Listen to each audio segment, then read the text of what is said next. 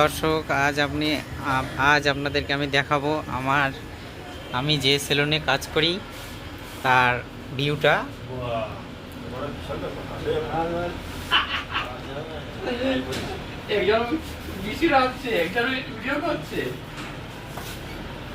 দেখতে পাচ্ছেন আমার সঙ্গে যে ভদ্রলোক কাজ করে 3 নম্বর সিটে।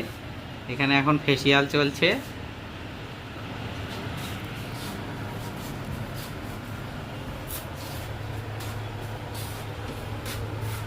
এগুলো মালের ডিসপ্লে করা আছে।